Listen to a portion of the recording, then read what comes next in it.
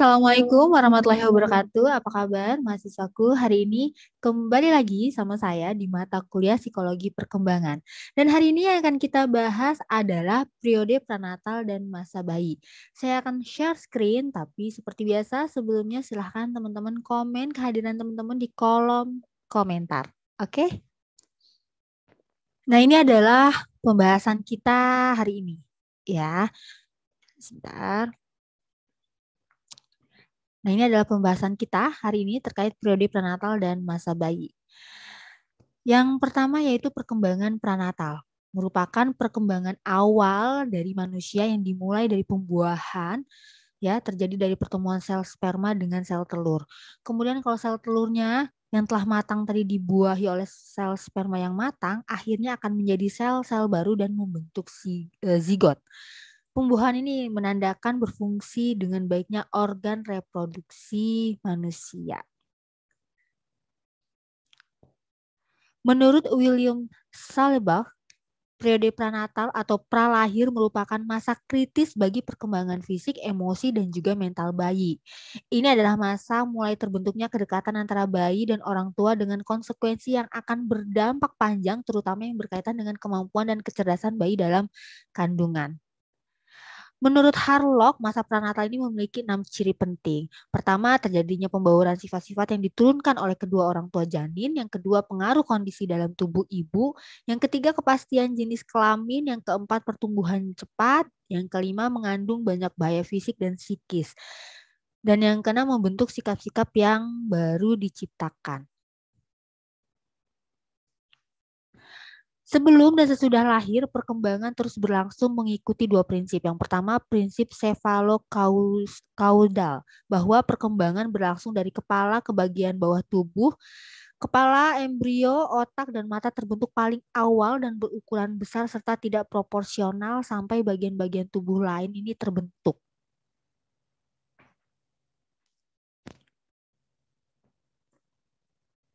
Yang kedua, prinsip prosimodistal, di mana perkembangan ini berlangsung dari bagian-bagian tubuh yang dekat dengan bagian tengah tubuh menuju keluar.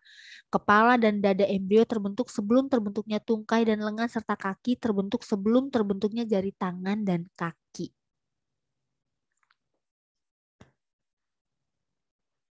Tahap periode prenatal menurut Monks dan teman-teman serta Santrok, ini yang pertama ada tahap germinal atau germinal stage, berlangsung kira-kira 2 minggu pertama dari kehidupan. Nah, di sini ada prosesnya ya. Jadi zigot membelah diri dan menjadi lebih kompleks, kemudian menempel pada dinding rahim menjadi tanda awal masa kehamilan, dan dalam waktu 36 jam setelah pembuahan, zigot memasuki masa pembelahan dan duplikasi sel secara cepat. 72 jam setelah pembuahan tadi, zigot membelah diri menjadi 16 dan kemudian 32 sel. Sehari kemudian menjadi 64 sel. Nah, pembelahan ini terus berlangsung sampai satu sel pertama berkembang menjadi 800 juta atau lebih sel khusus yang membentuk tubuh manusia.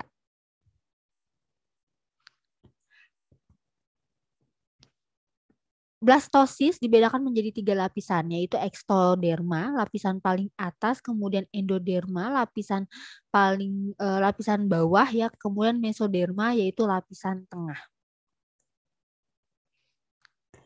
Tahap periode prenatal yang kedua itu tahap embrio atau embryonic stage. Tahap ini dimulai dari 2 minggu sampai 8 minggu setelah pembuahan yang ditandai dengan terjadinya banyak perubahan pada semua organ utama dan sistem-sistem fisiologis. Tapi karena ukurannya hanya sekitar 1 inci, maka bagian tubuh embrio itu belum sepenuhnya terbentuk seperti tubuh manusia seutuhnya. Meskipun demikian, embrio sudah dapat dikenali sebagai manusia dalam bentuk kecil. Nah, selama periode ini pertumbuhan terjadi dalam 2 pola, ya. Yang pertama cephalocaudal, artinya proses pertumbuhan yang dimulai dari bagian kepala kemudian terus ke bawah sampai ke bagian ekor. Dengan kata lain nih, si kepala, pembuluh darah dan jantung lebih dulu berkembang daripada lengan, kaki dan juga tangan. Yang kedua, pertumbuhan prosimodistal adalah proses pertumbuhan yang dimulai dari bagian yang paling dekat dengan pusat, yaitu tengah badan, kemudian baru ke bagian-bagian yang jauh dari pusat badan.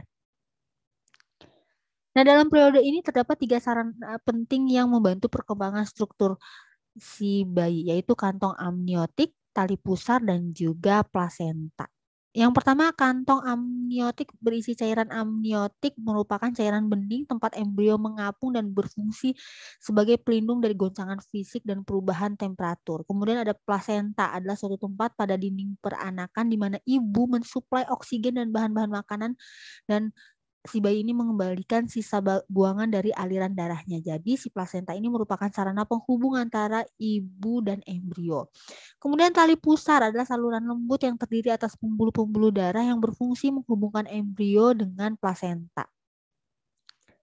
Tahap periode prenatal berikutnya ada tahap janin atau fetus stage yang dimulai dari usia 9 minggu sampai akhir. Setelah sekitar 8 minggu kehamilan, embrio berkembang menjadi sel-sel tulang. Nah, dalam periode ini, ciri-ciri fisik orang dewasa secara proporsional mulai terlihat. Kepala yang tadinya lebih besar dari bagian badan lainnya mulai mengecil, kaki dan tangannya terus meningkat secara substansial. Pada bulan ketiga, janin yang panjangnya kira-kira 3 inci ini dan beratnya kira-kira 3/4 ons itu secara spontan sudah dapat menggerakkan kepala, tangan, dan kakinya serta jantungnya mulai berdenyut. Pada bulan keempat dan kelima, ibu sudah merasakan nih gerakan-gerakan janin, ya, kadang nendang, ya kan, kadang nonjok gitu. Nah, pada saat itu panjang janinnya itu kira-kira 4,5 inci. Pada permulaan bulan ketujuh, panjang janin sudah mencapai kira-kira 16 inci dengan berat kira-kira 1,5 sampai 2,5 kilo. Pada saat ini nih, pada saat di bulan ketujuh ini, ciri-cirinya sebagai manusia semakin terlihat, terutama rambut atau bulu mulai menumbuhi kepalanya dan mulut mulai menonjol keluar, bergerak ya, kemudian bisa dibuka dan ditutup mulutnya gitu kan. Dia juga sudah bisa meneguk, menelan dan mengisap ibu jarinya. Aduh, lucu banget ya. Nah, pada bulan ke-8 berat janin sudah mencapai kira-kira 2,5 sampai 3,5 kilogram dan mulai berkembang lapisan lemak badan yang berguna untuk mengatur temperatur badannya setelah kelahiran. Janin dalam perut ibu juga mampu mendengarkan atau merespon terhadap stimuli dari lingkungan eksternal, terutama pola-pola suara. Makanya nggak heran ibu hamil tuh sangat-sangat disarankan gitu untuk sering ngobrol, untuk stimulasi bayi yang ada di dalam kandungannya. Karena si bayi ini sudah bisa mendengar dan merasakan gitu ya. Kemudian faktor yang mempengaruhi perkembangan janin pada masa prenatal. Yang pertama kesehatan ibu tentu saja gitu ya. Kemudian gizi ibu juga harus sangat-sangat diperhatikan. Kemudian pemakaian bahan-bahan ya seperti obat gitu. Makanya ibu hamil dilarang gitu ya menggunakan atau mengkonsumsi kayak alkohol atau jangan sama sekali merokok gitu. Kemudian keadaan dan ketegangan emosi ibu, terutama stres ya, panic attack atau takut, pokoknya emosi lain sehingga ketidakstabilan psikologis ini juga akan mempengaruhi si bayi yang ada di dalam kandungan. Kemudian faktor ayah ya.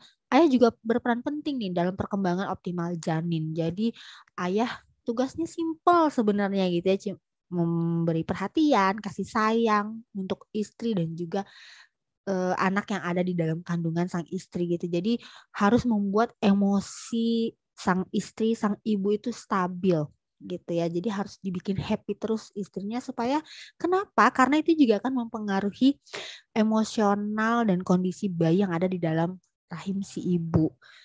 Jadi nih si ayah harus benar-benar perhatian banget nih sama istrinya ya, sama si ibunya.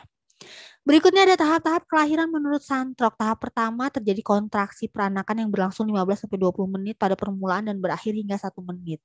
Tahap kedua, tahap ini berlangsung sekitar 1,5 jam, dimulai ketika kepala bayi bergerak melalui leher rahim dan saluran kelahiran. Pada setiap kontraksi ini, ibu mengalami kesakitan untuk mendorong bayi keluar dari tubuhnya. Dan tahap ketiga, setelah bayi lahir. Pada waktu ini, ari-ari, tali pusat, dan selaput lain dilepaskan dan juga dibuang. Kemudian berikutnya ada komplikasi prenatal, ada kemandulan, kehamilan beresiko tinggi, ada hamil anggur, ada TORC, ya, kemudian kehamilan kosong. Ada juga miom dan kista, kemudian hamil di luar kandungan, mual dan muntah yang berlebihan, ada praeklampsia dan juga anemia zat besi. Berikutnya adalah faktor-faktor yang mempengaruhi ukuran kelahiran bayi. Yang pertama, waktu masa kehamilan si ibu ya. Jadi waktu masa kehamilan janin dalam kandungan seorang ibu itu kurang lebih 9 bulan 10 hari. Kemudian yang kedua ada perilaku diet ibu selama masa hamil. Aduh, jangan diet ya. Kalau bisa bukan diet sih, lebih kepada makan makanan yang bergizi yang tepat gitu. Ini kan juga demi si bayi yang ada di dalam kandungan ibu. Kemudian yang ketiga, aktivitas janin masa pranatal. Jadi kalau janin yang aktif itu bergerak gitu ya selama masa pranatal.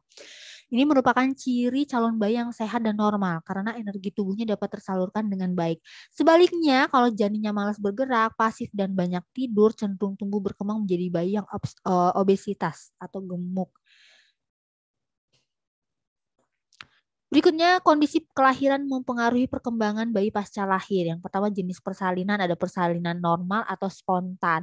Kemudian persalinan dengan peralatan. Kemudian persalinan sungsang, persalinan melintang, persalinan bedah sesar. Kemudian yang kedua, pengobatan ibu. Ada pengobatan yang dilakukan oleh ibu juga dapat mempengaruhi bayinya. Misalnya mengkonsumsi obat-obatan khusus gitu ya, atau obat seperti depresi, stres gitu juga bisa mempengaruhi bayi. Kemudian yang ketiga, lingkungan pralahir ya. Kondisi lingkungan yang nyaman tentu saja akan membuat persalinan dan penyesuaian pasca lahir itu jadi lebih mudah, lebih tenang, lebih nyaman gitu ya. Kemudian yang keempat, jangka waktu periode kehamilan. Jangka waktu kehamilan ini rata-rata 38 minggu atau 266 hari. Nah, ada kalanya lebih awal atau kita sebut dengan prematur atau lebih lambat atau yang kita sebut dengan postmatur. Yang kelima, perawatan pasca lahir. Kemudian yang keenam, sikap orang tua. Nah, ini nih yang juga sering jadi perbincangan, sikap orang tua yang mendukung itu antara lain sikap tenang seorang ibu gitu ya, sehingga dia bisa menghasilkan air susu lebih banyak dibandingkan dengan ibu yang mudah tegang, gelisah gitu, atau kita sebutnya dengan sindrom baby blues gitu. Makanya penting di sini support dari orang-orang di sekeliling ibu yang setelah melahirkan. Berikutnya yang kita bahas adalah periode masa bayi. Ya, merupakan periode perkembangan yang terus terjadi dari lahir sampai sekitar usia 18 sampai 24 bulan. Nah, di masa ini merupakan ketergantungan yang ekstrim terhadap orang dewasa atau orang terdekatnya. Perkembangan keterampilan bayi secara motorik di usia 6 minggu ya, saat tegak, kepala sudah lurus, stabil, dan juga dapat mengangkat dagu. 2 bulan ya, saat condong, yaitu menopang diri dengan kedua lengan, dia bisa mengangkat dada sambil tengkurap dan juga bisa berguling. 3 bulan bayi dapat memegang kubus dan mulai memakan makanan padat. 4, 4 sampai 5 bulan bayi dapat berguling dan duduk dengan bantuan. 6 sampai 7 bulan bayi dapat duduk tanpa dibantu dan dapat merangkak. 8 bulan bayi mulai mencoba berdiri dengan bantuan, ya kan? 9 bulan bayi mulai mencoba berdiri menggunakan tangannya. 11 bulan bayi sudah dapat berdiri sendiri tanpa bantuan orang lain dan mulai melangkah. 13 bulan bayi sudah dapat merangkak dan melangkah menaiki tangga. 14 bulan bayi sudah mulai bersemangat untuk mencoba menulis ya, megang pensil dan sebagainya walaupun belum sempurna gitu. 16 bulan bayi sudah mulai belajar berjalan, 18 bulan bayi sudah bisa naik turun tangga tanpa bantuan, 23 bulan bayi sudah bisa meloncat di tempat, 24 sampai 25 bulan bayi sudah mulai dapat berlari, berjalan mundur dan berjalan berjinjit dan juga dapat mengucapkan 50 sampai 200 kata. Iman berarti usia 2 tahun ya. Berikutnya perkembangan psikologis pada bayi. Yang pertama perkembangan bicara. Tugas pertama dalam berkomunikasi adalah memahami maksud orang lain dan menyampaikan maksud mereka dalam bentuk kata-kata sesuai dengan tahap perkembangannya. Sampai usia 18 bulan ini bayi masih membutuhkan penguatan bahasa isyarat baik dengan tangan, mimik muka, serta gerak tubuh untuk memahami komunikasi gitu ya. Kadang misalnya dia pengen suatu benda dia nangis karena dia masih terbatas gitu ya kata-katanya. Jadi kita sebagai orang tua atau orang terdekatnya harus lebih mudah memahami maksud dari apa yang ditunjukkan oleh si bayi ini. Kemudian tugas kedua dalam berkomunikasi adalah belajar berbicara ya, karena belum mampu berbicara, bayi ini mengembangkan pola komunikasi dengan cara mereka sendiri. Misalnya menangis, mengoceh, isyarat, dan pengungkapan emosi. Yang kedua pengucapan, ya ada kosakata. kemudian kalimat. Jadi biasanya kalimat yang pertama muncul antara usia 12 sampai 18 bulan yang terdiri dari satu kata dan disertai isyarat. Kemudian ada pola emosi pada bayi yang didominasi dengan emosi menyenangkan dan emosi yang tidak menyenangkan. Biasanya kalau misalnya dia pengen mainan gak dapet gitu kan, kesel mukul-mukul, atau mainannya diambil dia nangis teriak-teriak gitu kan, itu adalah salah satu cara dia menyatakan emosinya. Kemudian yang ketiga, perkembangan bermain. Ada beberapa pola bermain yang umum dari masa bayi dalam perkembangan psikologis pada bayi. Yang pertama, sensomotorik merupakan bentuk permainan yang paling awal, yaitu dengan gerakan mengangkat tubuh, menendang, bergoyang-goyang, menggerakkan jari, berceloteh, dan berguling. Menjelajah, ya, baik dengan menjelajahi bagian-bagian tubuhnya maupun benda-benda yang ada di sekitarnya. Meniru. Nah, menginjak tahun kedua, bayi mulai meniru gerakan orang di sekitarnya, seperti membaca, menyapu, atau kita suka tuh main ciluk bak, ya kan, atau dada, kita dada-dada, terus dia juga ikut dada-dada pakai tangan dia sendiri. Kemudian berikutnya berpura-pura, ya. Jadi pada tahun kedua bayi memberikan sifat hidup pada benda kesayangan dan mainannya, gitu. Kayak misalnya dia main boneka, dianggapnya seperti bayi seusianya, gitu kan. Mobil-mobilan diajak diajak ngoceh bareng dia gitu. Nah, itu berpura-pura. Permainan. Sebelum berusia 1 tahun, bayi sudah menyukai permainan seperti sembunyi-sembunyian, ciluk ban udah yang paling sering banget gitu ya, yang dilakukan dengan orang dewasa atau kakaknya. Kemudian hiburan, bayi senang diceritain, dinyanyiin, yang dibacakan, dongeng dan sebagainya, itu seneng banget. Kemudian keempat adalah kebahagiaan dalam masa bayi. Tahun pertama kehidupan dipandang sebagai masa yang paling bahagia sepanjang rentang kehidupannya. Ya, dia nggak mikirin kehidupan yang berat-berat ya, seolah-olah tuh kayak nggak ada beban dalam hidupnya. Makanya dikatakan kebahagiaan yang paling hakiki dari seorang individu adalah ketika di masa bayi. Ya. Berikutnya, perkembangan sosialisasi. Pengalaman sosial pada masa ini banyak mempengaruhi pola hubungan sosial dan pola perilaku di masa depan. Selain itu, dikatakan penting karena sekali terbentuk cenderung akan menetap pada masa-masa berikutnya.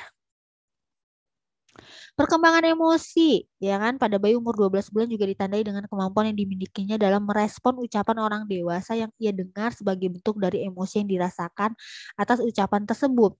Sebab ia mulai memahami apa yang diucapkan oleh orang dewasa, terutama orang tuanya.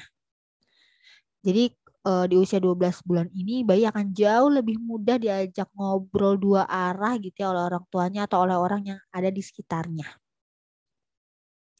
Selain itu, bayi usia 12 bulan juga sudah bisa diajari mengenai tindakan yang berhubungan dengan sopan santun. Kayak misalnya kalau dia dapat sesuatu, dia ucapkan terima kasih. Mau ambil sesuatu, diajarkan untuk mengucapkan tolong gitu ya. Nah, hal ini penting karena akan mempengaruhi karakter dan kepribadiannya ketika ia telah dewasa nanti. Makanya penting banget kita sebagai orang tua mengajarkan sejak dini ya terkait dengan sopan santun. Berikut contoh perkembangan emosi bayi di umur 12 bulan. 1. Menangis atau memberontak ketika ditinggal ayah atau ibu. Nah, ini adalah wujud emosi nggak mau berpisah atau perasaan ingin diperhatikan oleh kedua orang tuanya. Kemudian merasa gugup atau malu, ya kan? Kadang suka gitu ketika kita gedain anak bayi usia seperti itu, dia nunduk atau senyum-senyum tipis gitu, ya. Kemudian punya kedekatan tertentu yang mendalam pada seseorang ya, yaitu pada seorang yang terbiasa bersamanya ya, seperti kedua orang tua, kakaknya, pengasuhnya dan sebagainya. Kemudian yang keempat, mulai menunjukkan emosi mengenai mainan kesukaan atau hal-hal yang disukai dan tidak disukainya. Kalau dia nggak mau ya main buang aja gitu. Kalau dia suka terus kita pinjem dia nggak mau ngasih gitu ya. Nah itu adalah cara dia menunjukkan emosinya. Yang kelima, untuk mendapatkan perhatian dari orang sekitar ketika ia merasa tidak diperhatikan atau ketika ia ingin mendapat perhatian lebih banyak, bayi ini biasanya akan mengulang tindakan atau suara tertentu yang menurutnya bisa mengalihkan perhatian orang lain kepadanya. Jadi kayak misalnya nangisnya dibikin-bikin gitu ya, lucu, terus kita nengok, nyamperin, gendong dan sebagainya. Nah, ini akan cenderung berulang gitu ketika ia ingin mendapatkan perhatian dari orang-orang di sekelilingnya. Kemudian dalam menghadapi situasi tertentu yang tidak nyaman gitu ya atau merasa ada bahaya, bayi usia 12 bulan akan menunjukkan rasa takut, yaitu dengan mendekat erat kepada orang yang dipercaya atau menjauh dari apa yang membuatnya ketakutan. Sering gitu ya kalau misalnya ada bayi kita mau gendong terus dia nggak mau tuh yang peluk erat ibunya gitu kan, atau dia lebih memilih untuk menangis dan sebagainya. Nah itu adalah cara dia untuk menghadapi situasi yang mungkin membuat dia nggak nyaman. Nah, itu tadi ya materi kita terkait dengan periode prenatal dan juga masa bayi. Semoga apa yang saya sampaikan barusan mudah dipahami oleh teman-teman semua, dan ini adalah akhir dari pertemuan kita. Jangan lupa komen kehadiran teman-teman di kolom komentar. Terima kasih sudah hadir di kelas saya. Langsung aja saya tutup. Assalamualaikum warahmatullahi wabarakatuh.